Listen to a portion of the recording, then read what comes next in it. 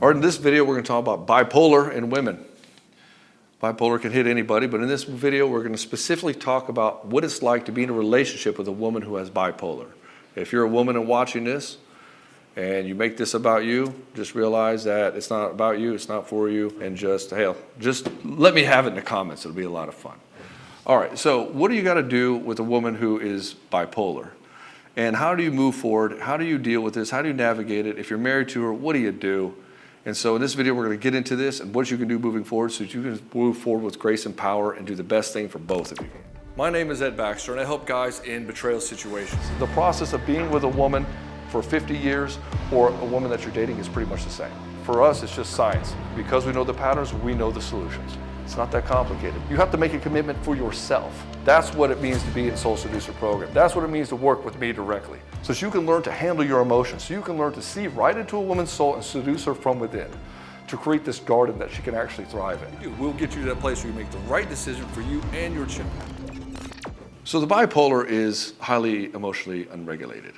They go from a phase of everything's amazing, everything's awesome, the world is your oyster, let's make plans, let's go, let's do things fast, let's just be risky, let's just have sex, let's just go, go, go, go, go. Followed by the opposite of life sucks, what's the point of anything, I'm depressed, fuck this, fuck you. So the problem is when she's in a manic phase, especially if you're dating her, she'll want to move things fast.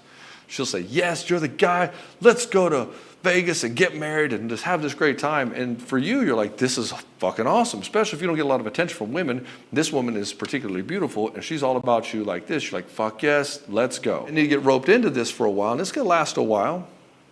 It could take weeks or months. And she goes through this phase, you're like, hell yeah, this is great. And then she flips on you and you're like, what's going on here? And then she, instead of like taking personal responsibility, she starts to blame you. She starts to go into victim. I need help, I can't do anything, and you come in to try to be the white knight. Unfortunately, in this endeavor of being the white knight, of trying to save her from herself, trying to get her out of bed, trying to get her to move and all this stuff, you end up falling on your sword. And I believe I dated one of these women in college. This was one of these women where everything was a problem. She could never get self-started. She could never do something. There was always an excuse. And she just relegated to this place where just kind of sitting around the house and doing nothing. And you can't leave. You have to be there with her, or you're a bad guy, you're unsupportive, you don't really care about her. And then she'll flip out of this and you're like, okay, cool, we can breathe again, let's go do some stuff. But then it gets kind of crazy. Now she's doing stuff you're uncomfortable with. Now she's bringing new friends into the situation. Maybe she's even flirting with a guy. She's not really worried about the consequences because she's so happy she's not feeling like that anymore. And so you go between these two places, and it's just a roller coaster of emotion, back and forth and back and forth. You think you're this emotional anchor for her, but you're really not. You end up becoming a crutch for this woman. She'll just blame everything in the world, and she'll need you to help save her. She'll need you to help go pick up groceries. She'll need you to, hell, I was with this woman, and she was convincing me to take, like, sleeping pills during the day so we could just sleep for 24 hours. I was like, after the first day, I'm like, what are we doing here? We're wasting our lives. She's like, I just can't get out of bed. I got to stay here. And then she'd want me to stay there with her the whole time. And so that I would, because I was this nice guy. And then she wanted to get a nursing degree, but she couldn't get a nursing degree because, hell, she couldn't get out of fucking bed. Eventually, I burned out and I got exhausted. And I had my first anxiety attack. I was at Virginia Tech, and I realized that I can't do this anymore and I have to break up with this person. I couldn't emotionally support her anymore. I literally had to put all of my emotionality into her to prop her up, and it just became a crutch for her. But once the crutch was removed, she went through this depressive state, then she picked herself up again, and then she went and got her nursing degree. I was very happy about that. I was like, good. And so for you, if you get caught up in one of these situations, realize that you cannot be her crutch. Guys want to play the game of Captain Save-A-Ho. And even though she's not a hoe, if she's leaning on you to keep herself propped up emotionally, you've created a very damaging codependent dynamic where she says, you are the source of all my happiness, and you say, this is true. And then consequently, the reverse is, you are also the source of my happiness, and she's like, okay, that's fine, that makes sense, just don't leave me. You're like, okay, I won't leave you as long as whatever, insert the blank. And so you get in this dynamic with a person where you become their emotional crutch for everything. You're always saving, you're always trying to figure things out. Oftentimes they go in and out of mental hospitals. You might have suicidal things happening. You might have children with this woman, and it just wreaks havoc on your family, and you feel like this jerk for saying no and forcing her to be emotionally responsible for herself because you're her husband and you love her and you care about her and you see the potential in her, but she just won't get out of her own fucking way. She keeps stepping on her own dick. so to speak. And so the problem with this is you have to be the guy who makes the hard decisions. And you have to say, no, you have to be responsible for yourself. You are a grown-ass woman.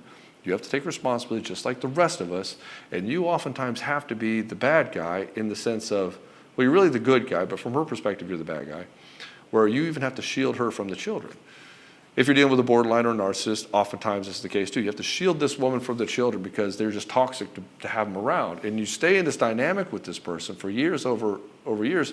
What ends up happening is you entrain this toxic dynamic into your children. They start to normalize this shit, and now they create the same shit in their relationships. And so you're like, well, I try to protect the children. It's like the best way you can protect your children from personality disorders is separate the family from the personality disorder, or set hard boundaries and limits to where it limits the negative effects of that, and you train your children into what this is and how to deal with manipulation, how to be strong on their own, and how to have their own agency and not have to seek the approval of the parent that has a personality disorder. You as the father have to be the hero in the situation. Train your children on manipulation, on guilt, on shame, of emasculation, because you don't want your daughters to fall into this, and you don't want your sons to fall into this. It's up to you to tap into your heroic spirit and make this happen. Nobody's coming to save your children. It has to be you. And she will oftentimes try to sabotage all of this stuff because she wants this to be her emotional anchor. And so you have to be the one to save your family. Just remember, you get caught up in these false hope cycles. You get caught up in this whole thing of, well, she'll get better someday. I'll just wait for this. At some point, this will resolve itself. And the thing is, brother, the woman you have right now is the woman you got. You can never go towards this woman who's in the future. She's who you got. And you got to stop looking at this game of like, she's going to get better. You don't have a partner. You have a project. And if you have a project, this means that you are completely denying your own spiritual journey. And your spiritual journey is not to become a martyr for a person who uses you as an emotional crutch. You have to learn the game of holding boundaries and defending yourself and saying that, hey, you matter too, and your needs matter as well. It's not just about her. It's about you too. It's also about the kids. And everything in the world can't stop just because she's upset.